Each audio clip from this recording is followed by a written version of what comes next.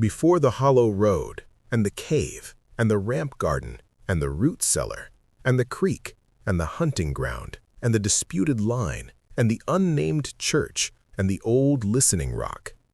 Before the mountains were called the mountains, before there were names for any of it. It has been here that long. It has been sleeping under the hillside above a small mountain community in Smythe County, Virginia for 200 years.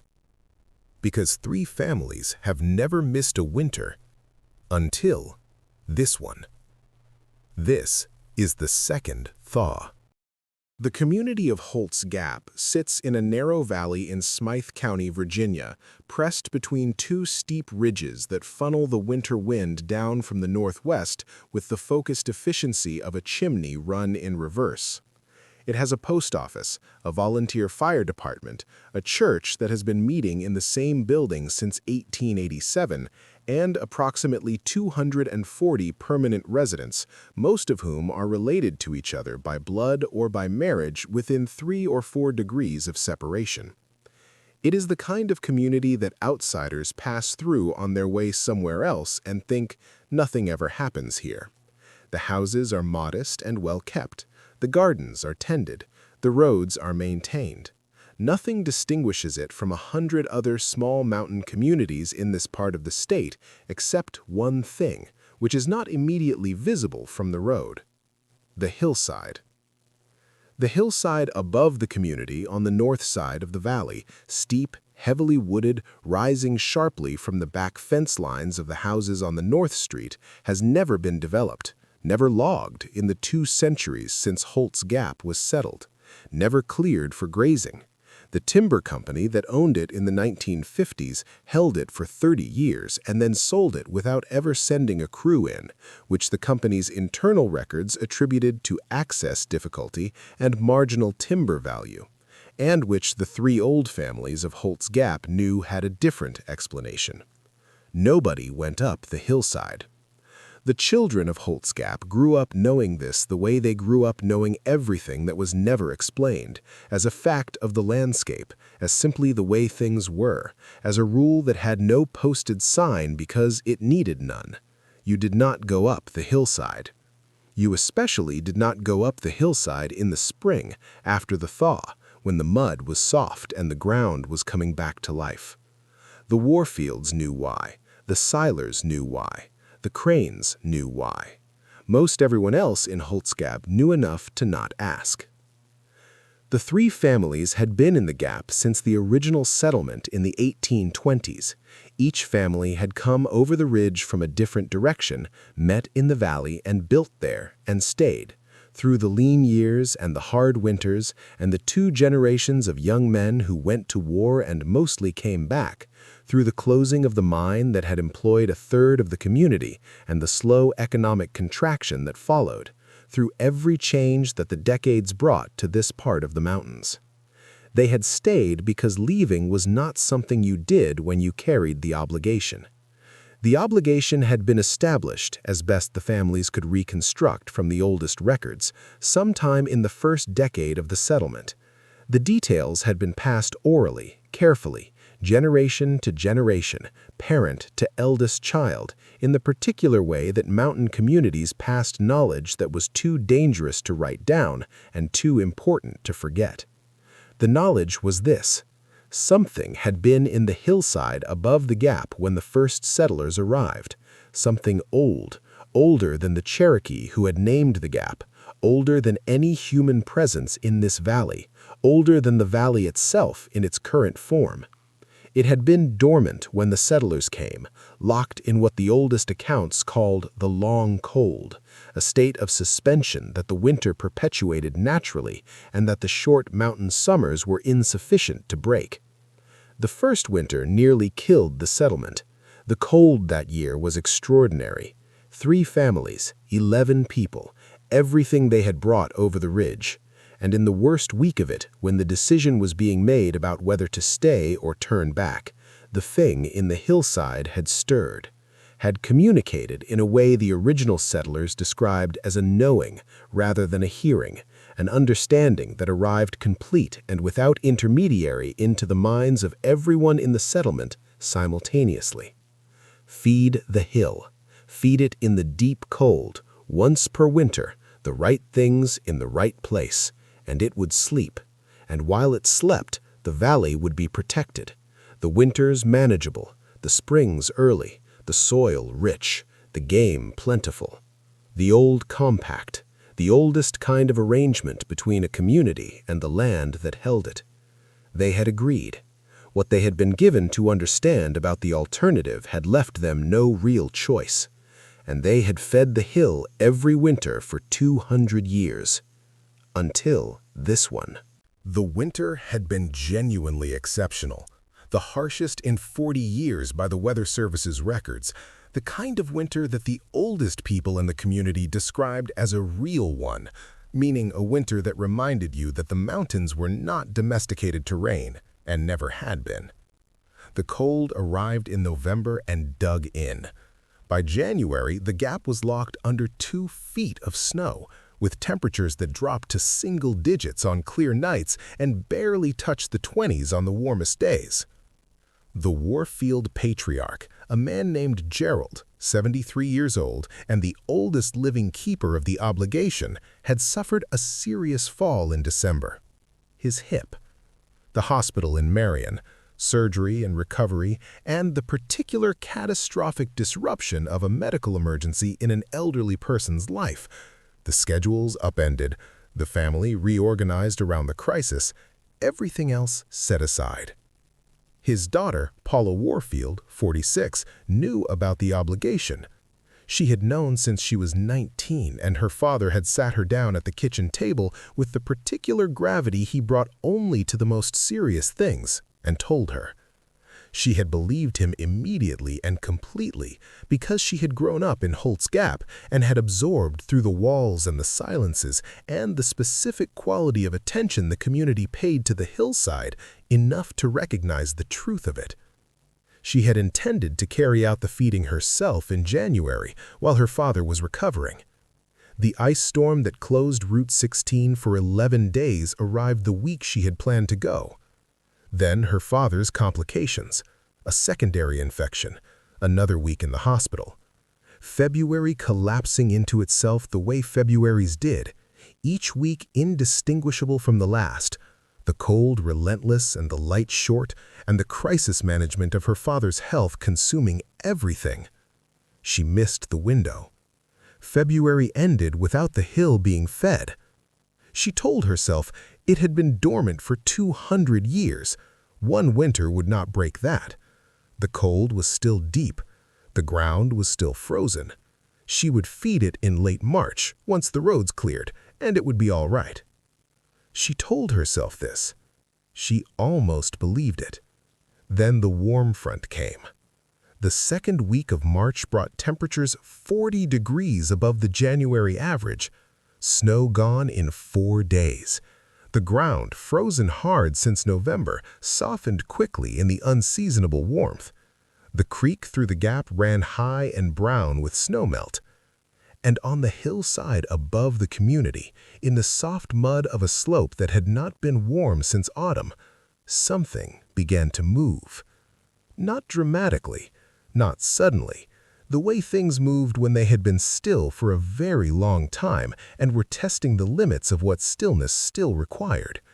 But move. Paula Warfield stood at her back fence on a Thursday morning in the second week of March and looked at the hillside and felt, with a certainty that was not entirely hers, that came from somewhere beneath her, somewhere deep in the learning of her family line, that they were out of time. She called Dora Siler.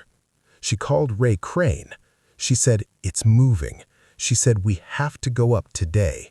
She said, "Bring everything the accounts describe, all of it, and bring more than you think is needed." They met at the back fence of Paula's property at 4 in the afternoon, 2 hours before dark. The 3 of them had never gone up the hillside together. The obligation, as described in the passed-down accounts, was typically carried out by one person from the elder family, The Warfields had held the primary responsibility since the beginning, with the Silers and Cranes serving as backup and witness. In 200 years of winters, one person had always been sufficient. They went together now because Paula had told them what she felt from the hillside, and both Dora and Ray had stood at their own back fences that morning and felt it too. The weight of it, the stirring, the quality that the oldest accounts described as the second waking, the moment when the deep cold ceased to be sufficient and the dormancy began to lift from the inside rather than being held from the outside.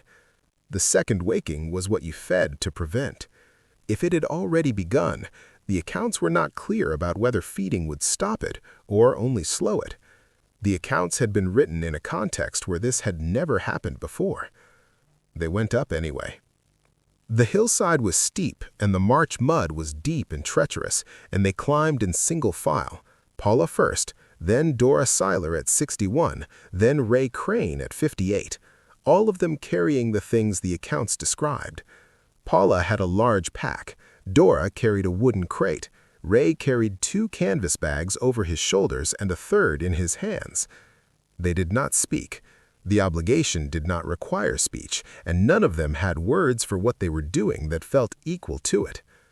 The place on the hillside was known. It had been described in the accounts with enough precision that each of them could have found it alone. A slight depression in the slope at the base of a limestone outcrop, roughly circular, about 12 feet across, where the soil was darker than the soil around it, and the vegetation grew differently, thicker and stranger at the edges and bare at the center. They had all seen it from the community below without ever approaching it. Up close, in the March dusk, it was larger than it had looked from a distance. The bare center was the size of a room. The ground there was soft, not just thawed, but actively warm in the way the stone in the old Platte foundation had been warm, from the inside, from below. The ground was breathing. Not metaphorically. The mud at the center of the depression rose and fell in slow, deep pulses, each one separated by perhaps 30 seconds, the respiration rate of something enormous coming up from a very long sleep. Paula stood at the edge of the bare circle and looked at it for a moment. Then she stepped in.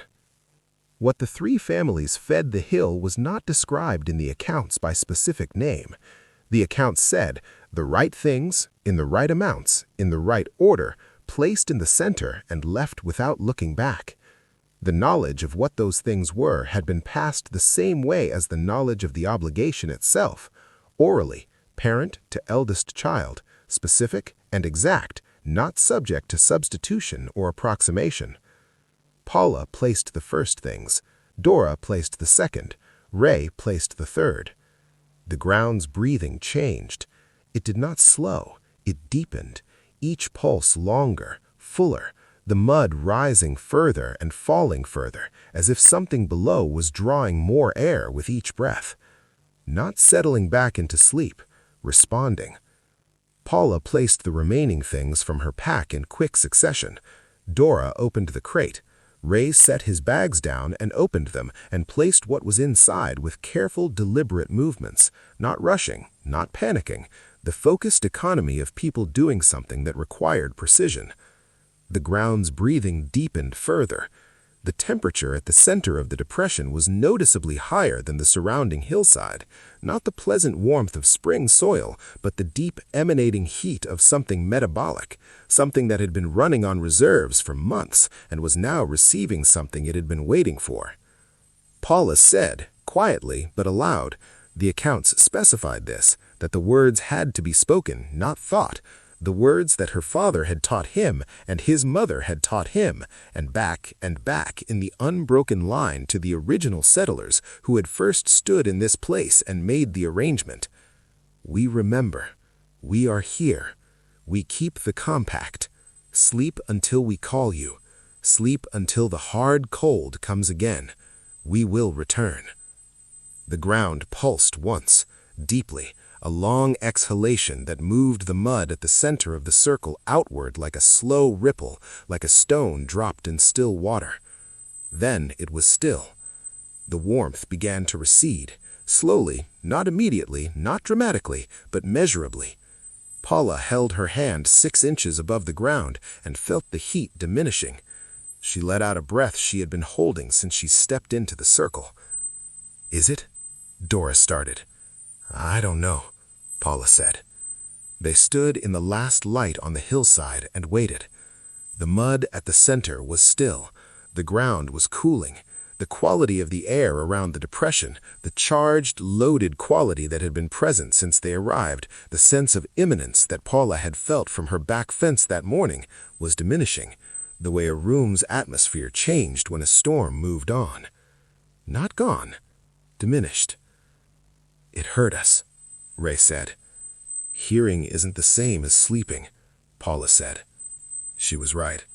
They came back down the hill in the dark, following their own tracks in the mud by flashlight, and they sat in Paula's kitchen and they talked about what came next.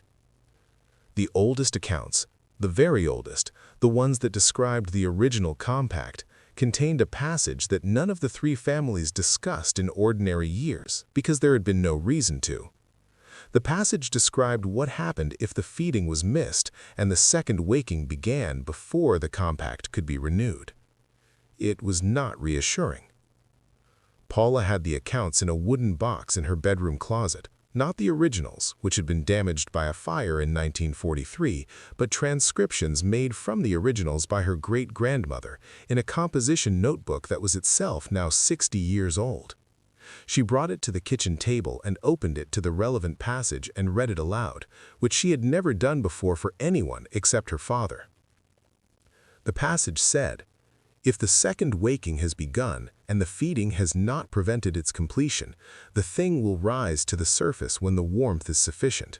It will not leave the hillside, the compact holds in that much, but it will be present in the hillside, present in the way a living thing is present, and it will be felt in the valley below.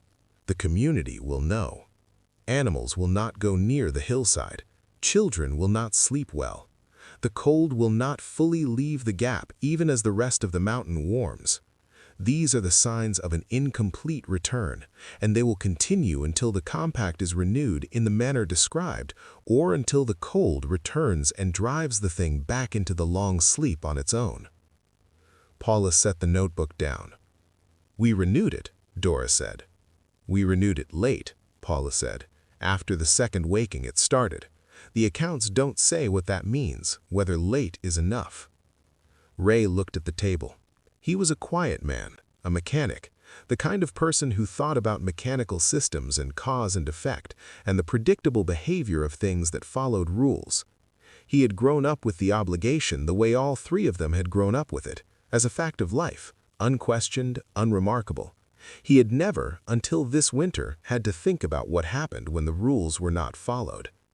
What do we watch for? To know if it worked or didn't. Paula looked at the notebook. "The children," she said. "If the children in the gap sleep tonight, it worked." She called her cousin, who had 2 children under 10, at 9 o'clock. "Routine check-in," she said. "How are the kids?" Her cousin said, "Fine. They went to bed without any fuss. Why?" Paula said, "No reason." She called Dora at 9:30. Dora had grandchildren in Holt's Gap, 4 of them, ranging from 3 to 12. Dora said, "All asleep by 8, earlier than usual." Paula sat at her kitchen table with the old notebook and the cup of coffee she had not drunk, and she felt the thing she had been holding since the morning begin, gradually, to release. Ray called at 10. He said, "My neighbor's dog, you know how dogs are about the hillside. They never bark toward it, never face it. Have you ever noticed that?" She had noticed. "Tonight he faced it. Old Blue faced the hillside and barked, once. Then he came inside." A pause. "I think that means something." "I think so too," Paula said. "What?" She thought about the passage, about the compact holding, about the difference between renewed and repaired. "I think it means it heard us. I think it means it knows we came. I think it went back down." She paused. "But I think it's not as far down as it's been. I think we'll need to feed it again before winter, to make sure it's back where it belongs." Ray was quiet. "That's not in the accounts," he said. No, she agreed, it isn't. We're in new territory. She looked at the old notebook.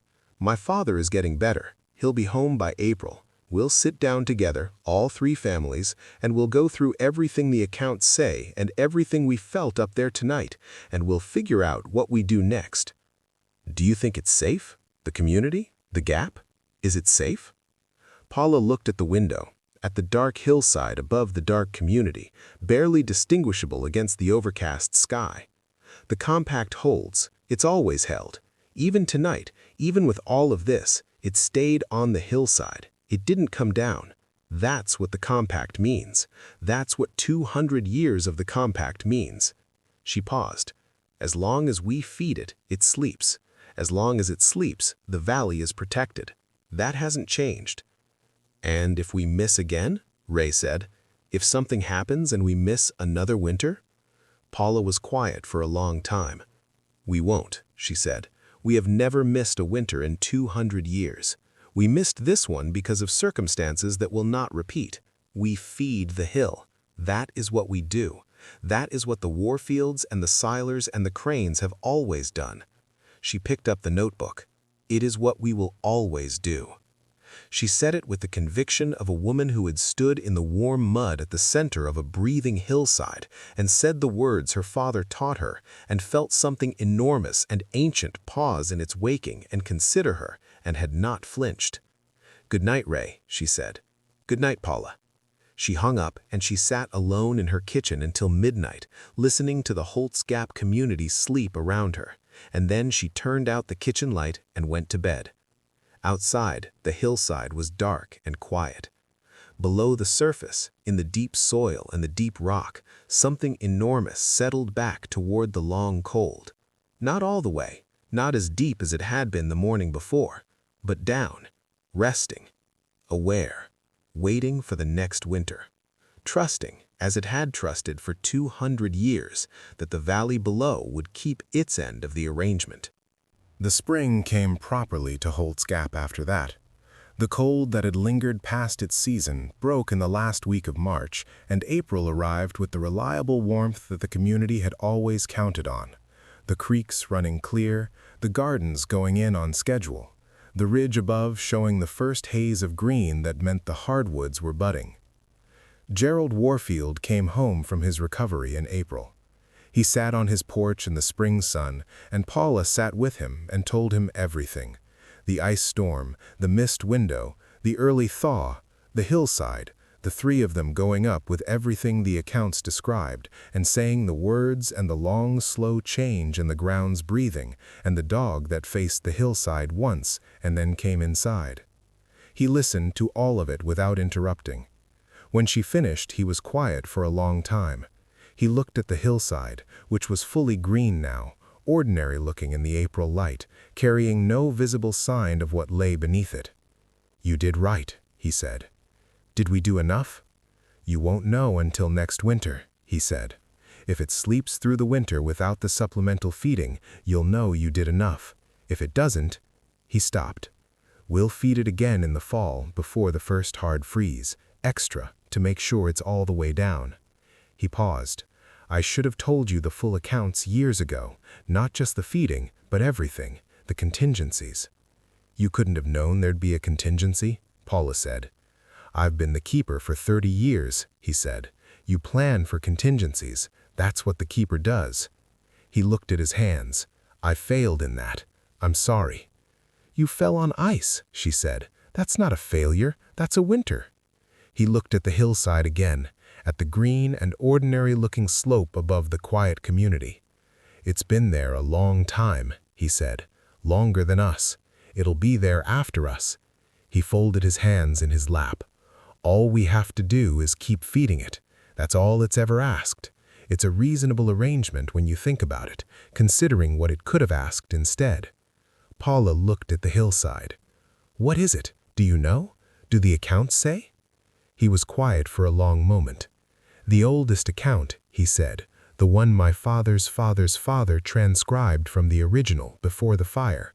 It described it the way the first settlers described it, not what it looked like because they never saw it, what it felt like, what the knowing felt like when it spoke without speaking.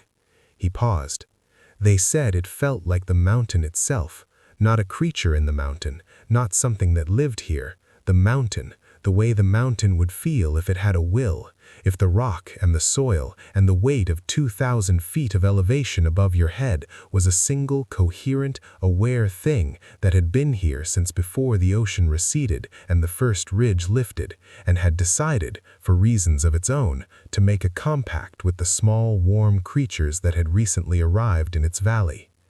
The April wind moved through the new leaves on the hillside. The first settlers asked, why did it agree? Why make the compact at all? It had been here so much longer, it owed them nothing. What did the accounts say? Gerald Warfield looked at the ridge above his home, at the green and living mountain that had held his family for 6 generations, and he said, because it was lonely. He said it simply, the way he said all serious things. 200 million years in this valley, before us. 200 million years of being the only aware thing in these mountains, and then we came. He paused. It didn't want to eat us, it wanted company. The compact was its way of saying, I will be good to you if you will remember me, if you will come to me once a year and acknowledge that I am here. The spring afternoon was warm and bright, and the community of Holt's Gap went about its business below them, ordinary and intact, as it had been for 200 years. And the feeding? Paula asked. Symbolic, partly, he said. What it actually needs is the act, the coming, the remembering, the words. He looked at her. We are its calendar, the only way it knows that time is passing and that the world still contains people who know its name. Paula sat with that for a long time. The hillside was green and quiet above them.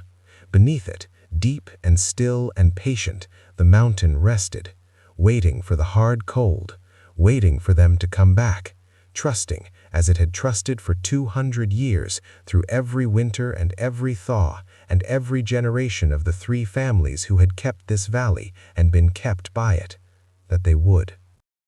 Thank you for listening. Go home safe. Remember what you've heard, and the next time you are in the mountains, any mountains, but especially these mountains, the old ones, the ones whose names are older than the names of the people who named them, pay attention. Something out there has been paying attention to you for a very long time. Subscribe.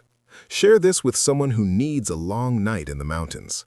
And stay close, because there are more stories in these hills. The fire is not going out.